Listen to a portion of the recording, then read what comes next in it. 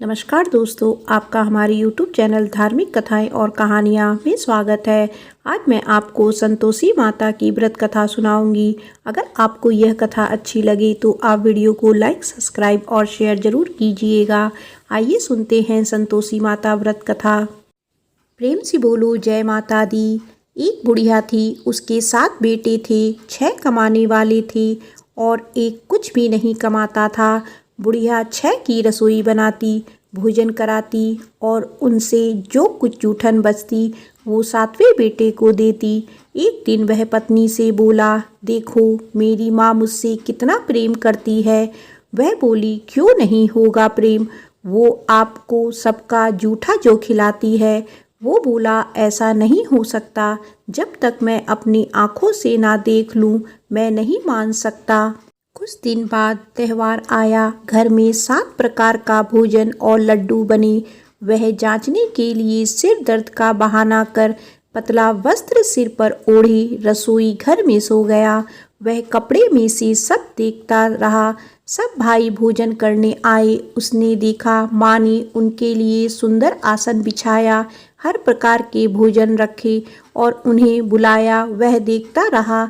जब सारे भाई भोजन करके उठे तो माँ ने उनकी जूठी थालियों में से लड्डू के टुकड़े उठाकर एक लड्डू बनाया।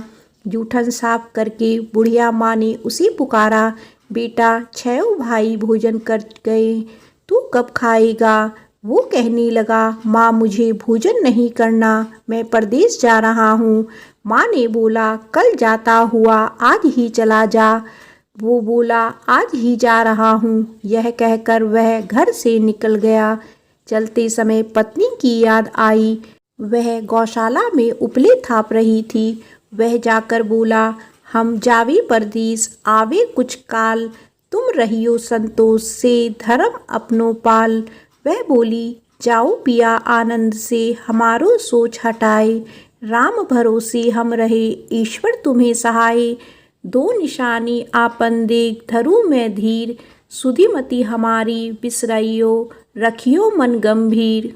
वह बोला, मेरे पास तो कुछ नहीं, यह अंगूठी है, सो ले और अपनी कुछ निशानी मुझे दे। वह बोली, मेरे पास क्या है, यह गोबर भरा हाथ है। यह कहकर उसकी पीठ पर गोबर के हाथ से थप मार दी। वह चल दिया। चलते चलते दूर देश पहुंचा। वहां एक साहूकार की दुकान थी। वहां जाकर कहने लगा, भाई मुझे नौकरी पर रख लो। साहूकार को जरूरत थी। बोला, रह जा। लड़के ने पूछा, तनख्वाह क्या दोगे। साहूकार ने कहा, काम देखकर दाम मिलेगा। अब वह सुबह 7 बजे से 10 बजे तक नौकरी करने लगा। कुछ दिनों में वे सारा काम अच्छे से करने लगा। सेठ ने काम देखकर उसे आधे मुनाफे का हिस्सेदार बना दिया। वह कुछ वर्षों में बहुत बड़ा सेठ बन गया और मालिक सारा कारोबार उस पर छोड़कर चला गया। तर उसकी पत्नी को सास ससुर दुख देने लगे। सारा घर का काम करवाकर उसको लकड़ियां लेने जंगल में भेजते थे। घर में आटे से जो भी भूसी निकलती उसकी रोटी बनाकर रख दी जाती और फूटे नारियल की नारेली में पानी। एक दिन वह लकड़ी लेने जा रही थी। रास्ते में बहुत सी महिलाएं संतोषी माता का व्रत करती दिखाई दी। वह वहां खड़ी होकर कथा सुनने लगी और उनसे पूछने लगी, बहनों तुम किस देवता का व्रत करती हो और उसके करने से क्या फल मिलता है। यदि तुम मुझे इस व्रत का महत्व बताओगी तो मैं तुम्हारी बहुत आभारी होंगी।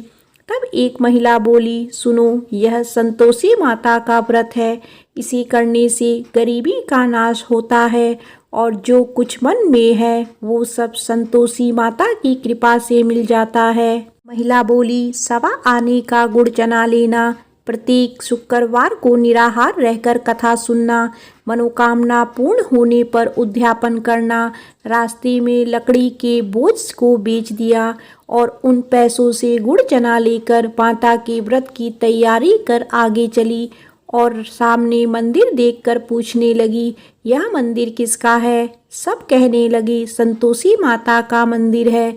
यह सुनकर माता के मंदिर में जाकर माता के चरणों से लिपट गई और विनती करने लगी, माँ मैं अनजान हूँ, व्रत का कोई नियम नहीं जानती हूँ, मैं दुखी हूँ। हे माता जगत जननी, मेरा दुख दूर करो, मैं आपकी शरण में हूँ। माता को बड़ी दया आई। एक शुक्रवार बीता कि दूसरे शुक्रवार उसके पति का पत्र आया और तीसरे शुक्रवार उसके पति ने उसको पैसे भेज दिए। यह देख जेठ जिठानी का मुंह बन गया और उसको ताने देने लगी कि अब तो इसके पास पैसा आ गया, अब यह बहुत इतराएगी। बेचारी आंखों में आंसू भरकर संतोषी माता के मंदिर चली गई और माता के चरणों में बैठकर रोने लगी और रट रट कर बोली, माँ मैंने पैसे कम मांगे, मुझे पैसे से क्या काम, मुझे तो अपना सुहाग चाहिए, मैं तो अपने स्वामी के दर्शन करना चाहती हूँ। तब माता ने प्रसन्न होकर कहा, जा बेटी तेरा स्वामी आएगा। यह सुनकर खुशी खुशी घर जाकर काम करने लगी। अब संतोषी माँ विचार करने लगी, इस भोली पुत्री को मैंने कह तो दिया तेरा पति आएगा, लेकिन कैसे, वह तो इसे स्वप्न में भी याद नहीं करता, उसे याद दिलाने को मुझे ही जाना पड़ेगा। इस तरह माता उस बुढ़िया के बेटे के स्वप्न में जाकर कहने लगी, साहूकार के बेटे सो रहा है या जागता है। वो कहने लगा, माँ सोता भी नहीं जागता भी नहीं, कहो क्या आ गया है। माँ कहने लगी, तेरा घर बार कुछ है कि नहीं।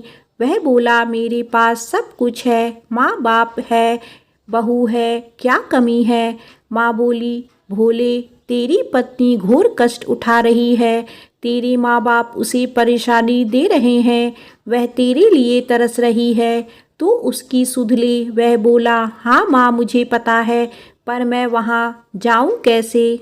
माँ कहने लगी, मेरी बात मान, सवेरे नहा धोकर संतोषी माता का नाम ले, घी का दीपक जलाकर दुकान पर चला जा, देखते ही देखते सारा लेन देन उतर जाएगा, सारा माल बिक जाएगा, सांझ तक धन का भारी ढेर लग जाएगा, थोड़ी देर में देने वाले रुपए लेने लगे, सारा सामान का ग्राहक सौदा करने लगा, शाम तक धन का भारी ढेर इकट्ठा हो गया और संतोषी माता का यह चमत्कार देखकर खुश होने लगा और धन इकट्ठा कर घर जाने के लिए वस्त्र गहने खरीदने लगा और घर को निकल गया। उधर उसकी पत्नी जंगल में लकड़ी लेने जाती है, लौटते वक्त माता जी के मंदिर में आराम करती है। प्रतिदिन वह वहीं विश्राम करती थी। अचकन से धूल उड़ने लगी। धूल उड़ती देख वह माता से पूछने लगी, हे माता यह धूल कैसी उड़ रही है। माता बोली, हे पुत्री तेरा पति आ रहा है, अब तू ऐसा कर, लकड़ी के 3 ढेर तैयार कर, एक नदी के किनारे रख और दूसरा मेरी मंदिर में रख और तीसरा अपने सर पर। तेरे पति को लकड़ियों का गट्ठर देख तेरे लिए मोह पैदा होगा, वह यहाँ रुकेगा, नाश्ता पानी खाकर माँ से मिलने जाएगा, तब तू लकड़ियों का बोझ उठाकर चौक पर जाना और गट्ठर नीचे रखकर जोर से आवाज़ लगाना, लो सासू जी लकड़ियों का गट्ठर लो, भूसी की रोटी दो, नारियल के खोपड़े में पानी दो, आज मेहमान कौन आया है। माता जी से अच्छा कहकर जैसा माँ ने कहा वैसा ही करने लगी। इतने में मुसाफिर आ गया। सूखी लकड़ी देख उसकी इच्छा हुई कि हम यहीं आराम करें और भोजन बनाकर खा पी कर गांव जाएं। आराम करके गांव को चले गए। उसी समय सिर पर लकड़ी का गट्ठर लिए वह आती है।